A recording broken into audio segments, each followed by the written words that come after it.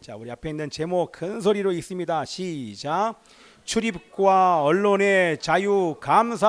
한 번 더. 출입과 언론의 자유 감사. 할렐루야. 아멘이죠. 오늘은 맥주 감사 주일입니다. 여기 맥자가 보리 맥자잖아요. 이 맥주 감사절은요, 우리가 알고 있는 성경의 그 맥주절이 아니에요. 그렇죠? 이것은 한국적인 절기입니다. 우리가 맥주절을 언제 지켰어요? 우리 5월 달에 지켰죠. 5월 23일 날 성령 강림 주일, 그때가 오순절이자 맥주절이고, 그때 이스라엘 사람들은 밀을 추수해서 바치죠. 우리가 지금 보리를 바치는 이것은요, 우리 한국적인 절기라는 거예요. 그렇죠? 왜냐하면 우리나라가 보리 농사 지었잖아요. 보리 농사를 짓고 나서 6월 초나 6월 달 안에 보리를 추수합니다. 그리고 나서 추수를 끝낸 다음에 하나님께 수확의 감사를 드리는 것에서 시작된 게 바로 한국의 맥주 감사 주일이에요. 이것을 기억하시면서, 그런데 우리 이 맥주 감사절을 지키는 이유는, 여러분, 땅에 씨를 뿌리면 열매가 맺히는데, 이 열매는 사실 하나님의 은혜로 열매가 맺히는 거 아닙니까? 마찬가지로 우리 맥주 감사 주일은 지난 1년 동안, 1년 반년 동안 1년에 6개월을 보내면서 하나님께서 베풀어 주신 은혜, 마치 씨앗을 심으면 열매를 주시는 그 하나님의 은혜처럼, 우리를 6개월 동안 인도하시고 또 6개월 가운데 베풀어 주신 그 하나님의 은혜에 대해서 감사하는 시간이 바로 오늘 맥주 감사 주일인 것입니다. 아멘이죠? 또한 뿐만 아니라 남은 6개월 또 우리를 인도하시고 지켜주실 그 하나님께 감사드리는 시간이 바로 맥주 감사 주일인 것입니다. 할렐루야. 할렐루야. 그래, 좋았어. 좀 이따가 계속 해줘야 돼. 그래야지 다 깨. 할렐루야. 여러분, 더우십니까? 괜찮죠? 자, 오늘 제 개인적인 감사를 아까도 고백을 했지만, 여러분 저를 보셔야 돼요. 잘 보이시고요. 보시죠. 감사를 고백했는데, 요즘 감사한 것은요, 사실 이건 두고두고 감사한 것이지만, 나 같은 자가, 나같이 연약하고 부족한 이 죄인이었던 자를 하나님께서 변화시켜 주셔서 당신의 은혜를 베풀어 주셨는데, 가장 큰 은혜가 날마다 주님 앞에 나갈 수 있는 은혜, 그거에 대해서 이제 오늘 본문의 말씀에 나오는데요. 여러분, 우리에게 이 주신 은혜, 우리 같은 연약한 자가 날마다 하나님 앞에 나갈 수 있는 자유, 출입의 자유, 언제든지 시도 때도 없이 나갈 수 있을 뿐만 아니라, 또한 어떤 것도 얘기할 수 있는 이 자유가 얼마나 감사한지, 그래서 그 감사를 아버지 앞에 고백하면서요, 여러분, 우리 다 아는 것이지만 우리 앞에 보면 우리 성막 있잖아요. 이 성막에서 이 성소에 들어갈 수 있는 사람들은 제사장들만, 제사장 그룹만 들어갈 수 있었잖아요.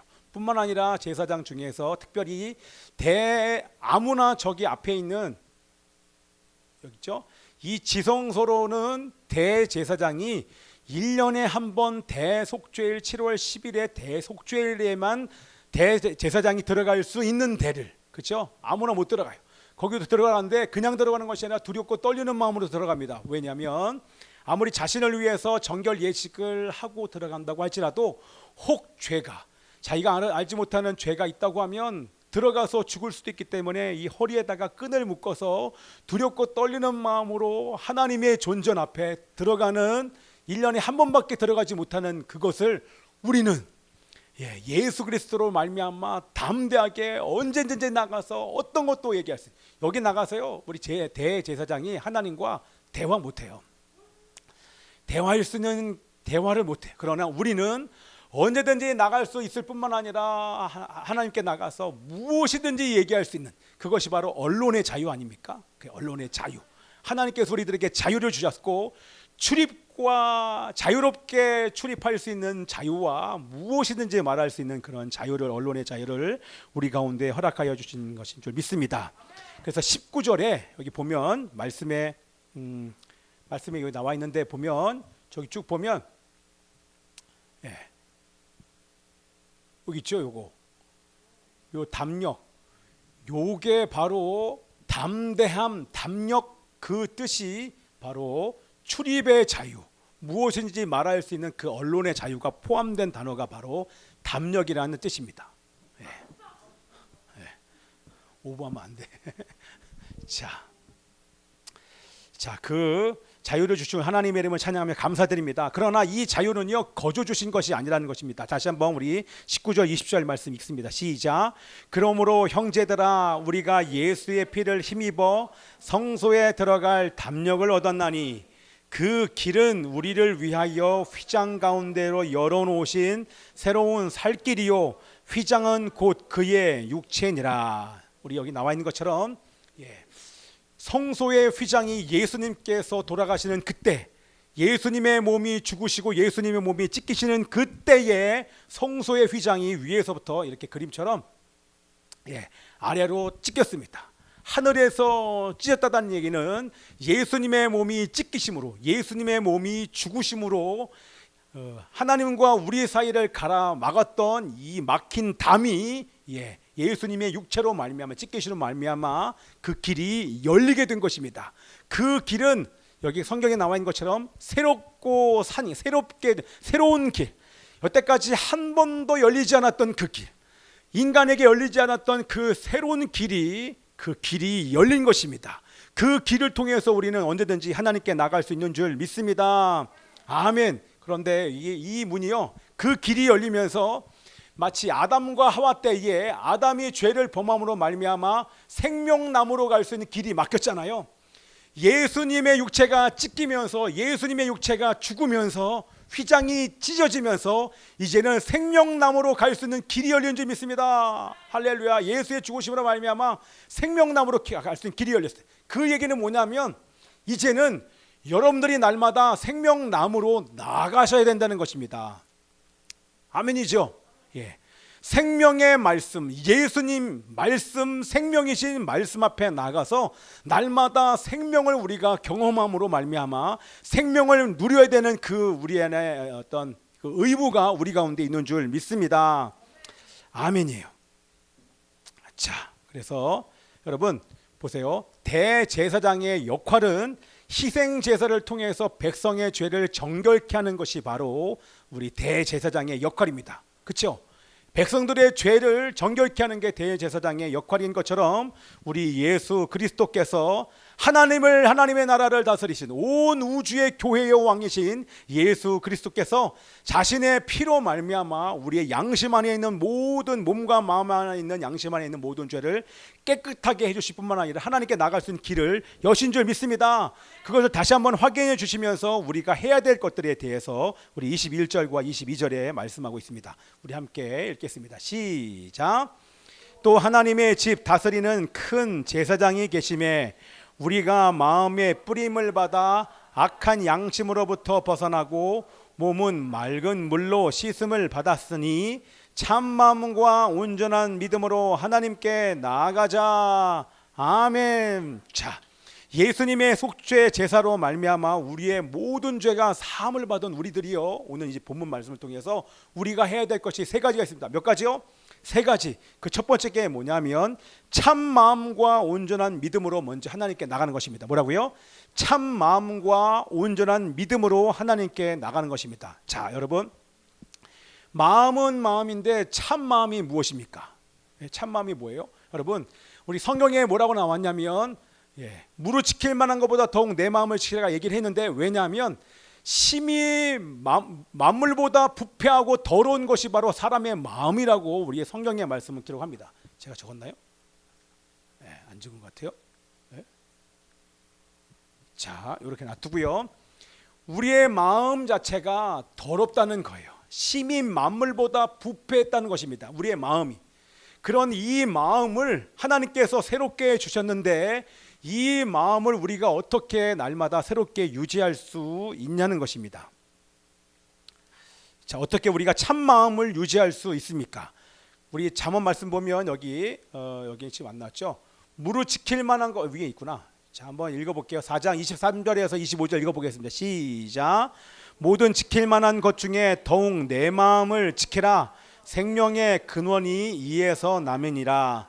구부러진 말을 내 입에서 버리며 비뚤어진 말을 내 입술에서 멀리하라. 내 눈은 바로 보며 내 눈꺼풀은 내 앞을 곧게 살펴. 자, 22절 또 6장 22절 시작. 눈은 몸의 등불이니 그러므로 내 눈이 성하면 온몸이 밝을 것이요. 자, 우리 성경에서는요, 우리 내 마음을 참 마음, 우리 깨끗한 마음으로 지킬 수 있는 방법에 대해서 우리 잠언 4장 23절에 24절 25절에 기록을 해놨습니다. 너 마음을 지키려면 너가 뭘 지켜야 된다? 입술을 지키고 눈을 지켜야 된다라고 하나님께서 말씀해 주신 줄 믿습니다. 여러분, 눈과 입술을 지키지 않고서는 어떤 사람도 마음을 참 마음으로 거룩하고 깨끗한 마음으로 유지할 수 있는 사람이 아무도 없어요. 특별히 이 마지막 시대에 우리가 지켜야 될 것은, 우리 특별히 우리 젊은 사람들, 우리의 눈을 지켜야 되는 줄 믿습니다. 그렇죠? 자, 우리의 눈을 지켜야 되는데 뭐로부터 우리의 눈을 지켜야 됩니까? 미디어로부터 우리의 눈을 지켜야 됩니다. 특별히 우리 젊은 사람들, 미디어로부터 우리의 눈을 지켜야 되는데, 여러분, 어저께 우리가 물어봤어요. 우리 예중이한테 미디어는 뭐야? 그래 물어봤더니, 예중아 어디 있냐? 어디 있어요? 아, 뒤에 있어요? 네. 미디어가 여러분 뭐라 그랬더니 우리 이 예중이 하는 말이 악이에요. 네. 이렇게 얘기하는 거예요. 네. 미디어 자체가 여러분 악입니까? 여러분, 자, 미디어를 한마디로 얘기하면 미디어는 뭘까요? 그렇죠. 그걸 한마디로, 미디어는 메시지입니다. 그렇죠? 메시지가 여러분들에게 계속 전달되고 있습니다. 계속 전달되고 있는 그 메시지를 우리가 보고, 제가 이거에 대해서 지금 자세하게 말씀을 드리지 않겠지만 그냥 기억하세요. 미디어는 메시지다. 우리 그림을 그냥 잠깐, 미디어는 메시지다. 여러분, 미디어가 너무나 많잖아요. 카톡도 있고 뭐 인스타그램서부터 TV, 특별히 여러분 스마트폰, 우리 예성이가 핸드폰 받은 거에 대해서 감사하지만 그 핸드폰을 통해서 우리 예승이가 아니라 예성에게 얼마나 많은 메시지가 지금 예성에게 전달되는지 모릅니다. 사실 핸드폰 준 게 좋은 게 잘한 게 아니에요. 그만큼 더 여러분, 엄마 아빠가 우리 예성이에게 전달하는 메시지가 많을까요? 아니면 이 메시지가, 미디어가 얘한테 더 많은 말을 할까요? 그 얘기는 다시 바꿔서 얘기하면, 너 엄마 아빠랑 대화하는 시간이 많어, 핸드폰 하는 시간이 많어? 어때? 예성아, 너 엄마 아빠랑 대화하는 시간이 많어, 핸드폰이나 컴퓨터 하는 시간이 많어? 어?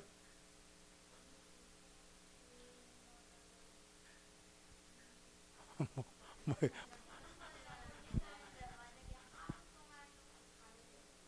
자는 게 많어? 핸드폰 하는 것보다 자는 게 제일 많어? 그럼 감사해. 어떤 사람은 잠도 안 자고 일어나자마자 핸드폰, 자기 전에 핸드폰, 다 잘 때 보면 얼굴이 막 다 환한 채로 자요.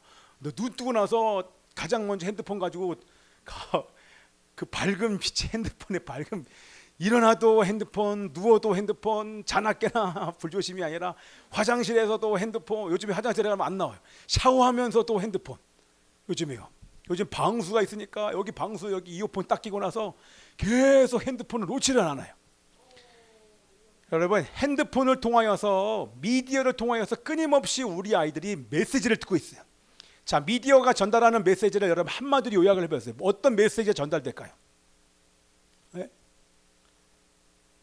이런 메시지가 아마 전달될 거예요. 하나님을 멀리하고 자유롭게 살아. 네가 하고 싶은 대로 살아. 자유야. 네가 하고 싶은 대로 살아. 하나님을 멀리하라는 그런 메시지가, 왜냐하면 여러분, 미디어는 99% 사단이 장악을 했습니다. 소수의 복음을 전하는 사람들이 미디어를 통해서 복음을 증거하고 있지만 그는 1%도 정도 안 될 거예요.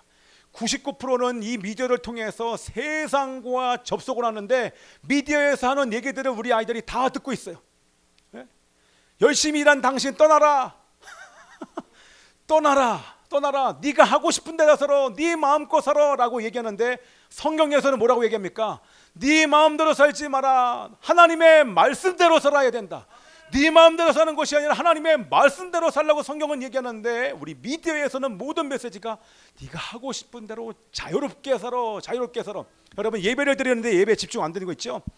예배를 드리고 싶은데 예배에 집중이 안 돼요. 기도하고 싶은데 기도에 집중이 안 돼요. 100% 미디어에 노출됐기 때문에 그런 것입니다. 그건 100%예요. 99%도 아니에요. 하나님께 집중되어 있으면, 집중된 삶을 살면, 이곳에 오면요 여러분들 집중돼요. 찬양 한마디가 여러분 주님께 감사 이러면 마음 안에서 감사가 막 밀려와요. 그런데 예배를 드려도 피곤하고 집중이 안 되고 뭔가 계속 다른 생각이 왔다 갔다 하면 이 예배가 재미없는 거예요. 왜? 예배가 지루하거든요. 앞에서 같은 사람이 똑같은 말로 계속 얘기하니까 얼마나 피곤해요. 그런데 이 미디어 하나 딱 켜보세요. 넘기는 족족 화려한 이 빛이 화려한 것들이 계속해서 내 눈에 때려다니까 지루할 틈이 없잖아요. 지루할 만하면 한 번만 돌리기만 하면 새로운 환상, 어떤 이 별천지가 펼쳐지니까 지루할 틈이 없는 것입니다. 그러면서 끊임없이 그 미디어를 통해서 전달되는 메시지는 네가 하고 싶은 대로 살아. 그게 바로 자유야. 자유야. 너는 자유로운 사람이야 라고 얘기하는데 하나님은 그게 진정한 자유가 아니야. 너희들은 말씀대로 살아야지 자유로운 거야.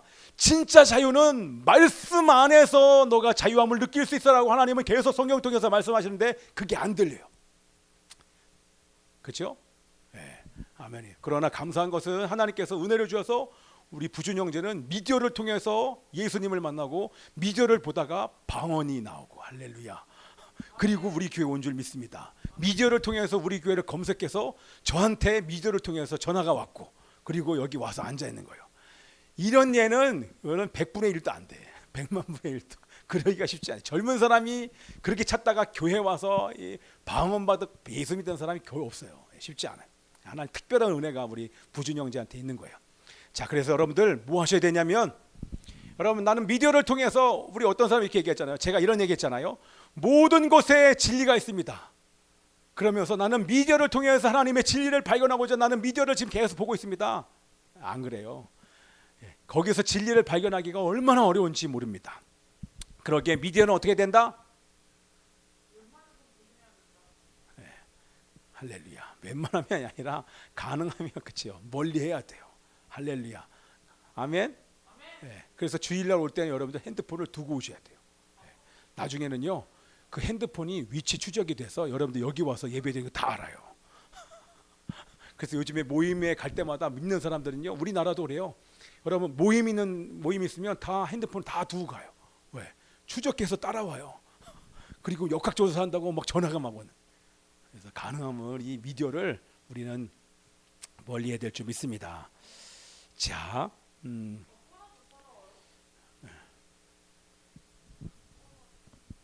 예배 끝나면 알려줄게. 자, 그래서 여러분 어떻게 하면 우리의 마음과 눈을 지킬 수 있습니까? 우리의 눈과 마음과 입술과 우리의 신체의 기관을 지킬 수 있습니까? 어떻게 하면 우리의 참 마음을 지킬 수 있어요? 미디어를 멀리해야 돼요. 미디어를 멀리하는 거 이전에 여러분이 하셔야 될 게 있다는 것입니다. 뭡니까? 말씀 암송. 할렐루야. 여기 나왔잖아요. 말씀 암송. 아멘입니다.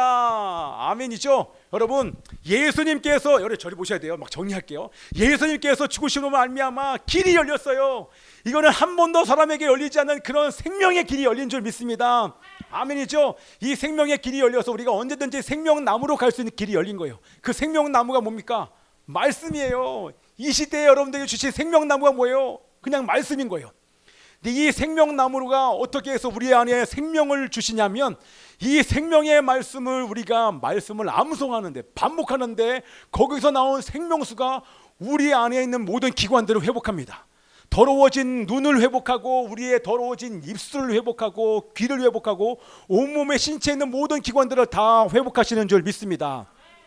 아멘이요. 그 얘기를 다른 말로 얘기하면 이 하나님의 말씀에서 나오는 그 하나님의 생명수가 우리를 재창조하는 것입니다. 뭐 한다고요?